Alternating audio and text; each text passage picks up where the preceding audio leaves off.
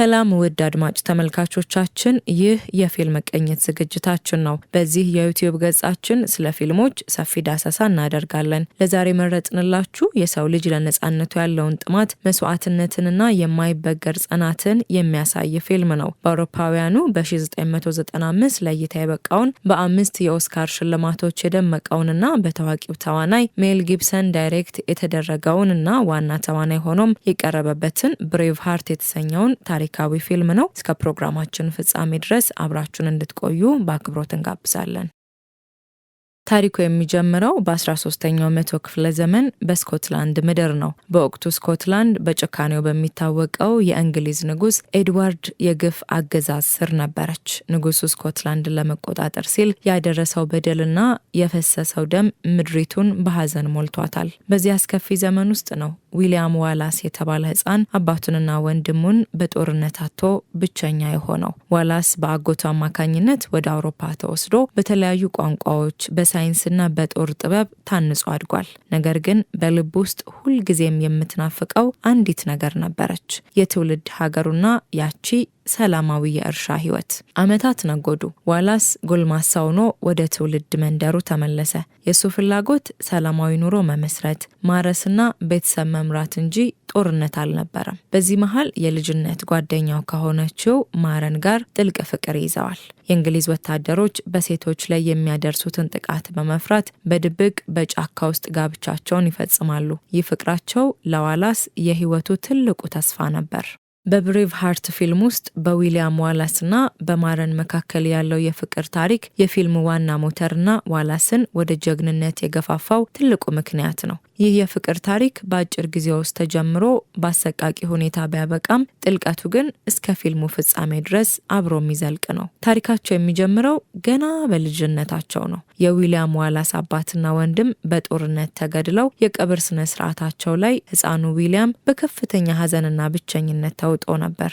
በዚያ የጭንቅ ሰዓት ህፃኗ ማረን ወደ እርሱ ቀርባ አንዲት ወይን ጠጅ ቀለም ያላት ትስትል ወይም የሾህ አበባ ትሰጠዋለች። ያች አበባ ለዊሊያም ብቸኛ አይደለህም የሚል የርህራሄ ምልክት ነበረች።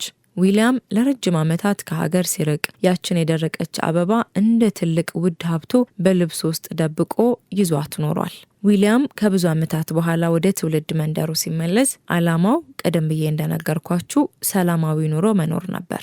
ማረን አድጋ በጣም ቆንጆ ወጣት ሆና አገኛት። በመካከላቸው የነበረው ያ የልጅነት ትስስር ወዲያውኑ ወደ ጥልቅ ፍቅር ተቀየረ።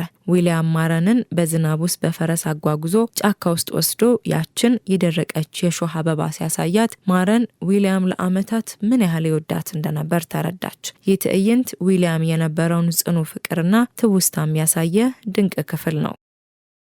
በወቅቱ በስኮትላንድ የእንግሊዝ መኳንንት ፕሪማኖክቴ የሚባል ዘግናኝ ሕግ ነበራቸው። ይህም ማለት አንዲት ስኮትላንዳዊት ሴት ስታገባ መኳንንቱ ከባልየው በፊት የመጀመሪያዋን ምሽት ከእርሷ ጋር የማሳለፍ መብት ነበራቸው። ዊሊያምና ማረን ይህንን ውርደት ለማስቀረት ሲሉ በምሽት በጫካ ውስጥ በአንድ ቄስ ፊት ብቻ ቃለ መሐላ ፈጽመው በምስጢር ተጋቡ።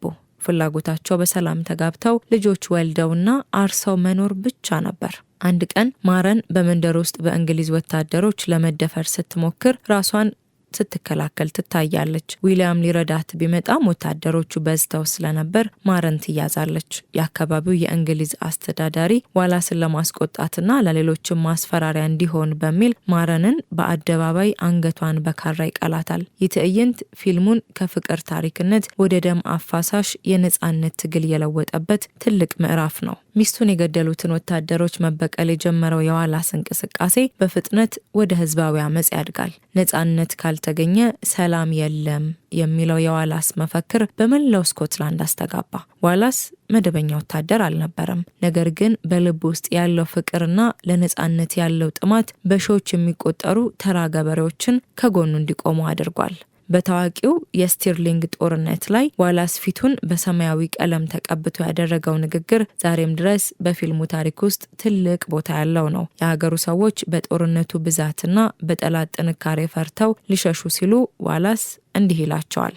ሲዋጉ ሊገድሉን ይችላሉ፣ ቢሻሹ ግን ለጊዜው ነው በህይወት የሚቆዩት። ነገር ግን ከዛሬ ጀምሮ እስከምትሞቱበት ቀን ድረስ እነዚህን ሁሉ ቀናት ለዛሬዋ ለአንዲት እድል አትለውጧቸው? መታችሁ ንገሯቸው። ህይወታችንን ሊወስዱ ይችላሉ፣ ነፃነታችንን ግን መቼም አይወስዱትም። በዚህ ወኔ የተሞላው የገበሬዎች ጦር በሚገባ የታጠቀውን የእንግሊዝን ሰራዊት አሸንፏል። ዋላስ የስኮትላንድ ጠባቂ ተብሎ ተሰየመ።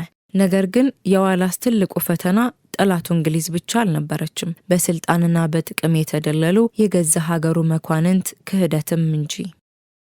በብሬቭ ሃርት ፊልም ውስጥ ዊሊያም ዋላስ በገዛ ሀገሩ መኳንንት ስኮቲሽ ኖብልስ የተከዳበት ታሪክ በፊልም ውስጥ እጅግ ልብ የሚነካና የዋላስን የትግል አቅጣጫ የቀየረ ክስተት ነው። ይህ ክህደት የተፈጸመው በሁለት ዋና ዋና መንገዶች ነው። በጦር ሜዳ ቀጥታ ክህደትና በፖለቲካዊ ሴራ ነበር። ዋላስ በስቲርሊንግ ድል ካደረገ በኋላ የእንግሊዙ ንጉስ ኤድዋርድ ግዙፍ ሰራዊት ይዞ ይመጣል። ዋላስ ከመኳንንቱ ጋር ተሰልፎ ለጦርነት ይወጣል። ሆኖም መኳንንቱ ከነጻነት ይልቅ ለርስታቸውና ለስልጣናቸው የሚጨነቁ ነበሩ።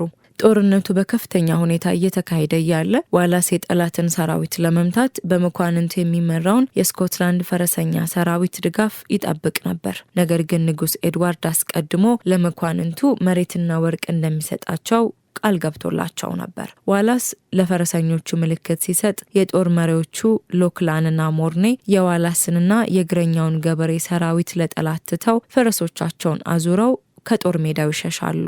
ይህ ክህደት የዋላስ ሰራዊት እንዲጨፈጨፍና ዋላስ ለሽንፈት እንዲዳረግ አድርጎታል።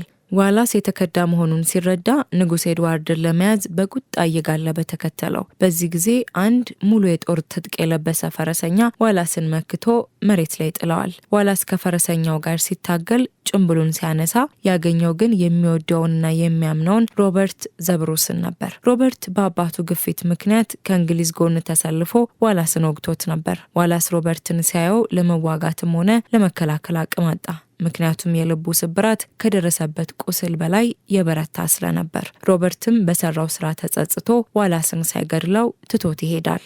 ዋላስ ከዚህ ክህደት በኋላ ባህሪው ይለወጣል። ለስኮትላንድ ነጻነት ከመዋጋት ጎን ለጎን የከዱትን መኳንንት ማደን ይጀምራል። ዋላስ በጨለማ ወደ መኳንንቱ ግንብ እየገባ በመኝታ ክፍላቸው ሳይቀር እየደረሰ ሎክላንና ሞርኔን በጭካኔ ይገድላቸዋል። ይህ እርምጃው በመኳንንቱ ዘንድ ታላቅ ፍርሃትን ይፈጥራል። ዋላስ ከእንግዲህ ለማንም እንደማይገዛና ለክህደትም ይቅርታ እንደሌለው በደንብ አሳይቷል።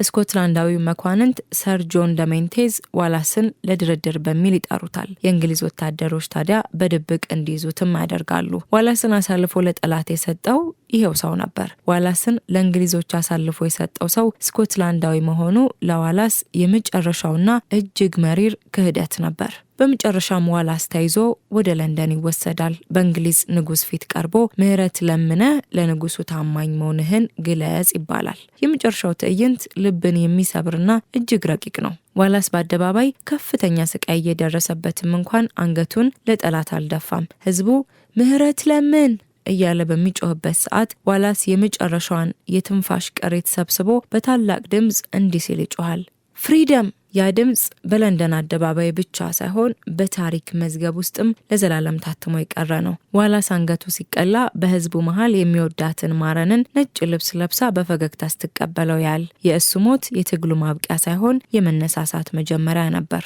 ዋላስ ቢሞትም የለኮሰው ነጻነት እሳት ግን አልጠፋም። በፊልሙ መጨረሻ ላይ የዋላስ ጓደኞችና የስኮትላንድ ሰራዊት በሮበርት ዘብሩስ መሪነት ወደ ጦርነት ሜዳ ሲገቡ እናያለን። የዋላስን ጎራዴ ወደ ሰማይ በመወርወር ለስኮትላንድ ነጻነት ተዋግተው ድል ያደርጋሉ።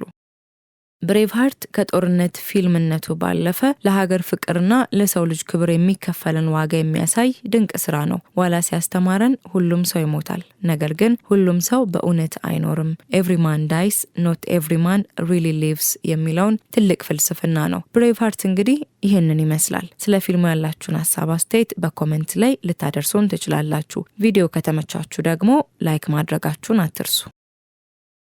ይህ የፊልም ቅኝት ነው። ለቻናላችን አዲስ ከሆናችሁ ሌሎች ቪዲዮዎች እንዲደርሷችሁ ሰብስክራይብ በማድረግ ቤተሰብ እንድትሆኑን በአክብሮት እንጠይቃለን።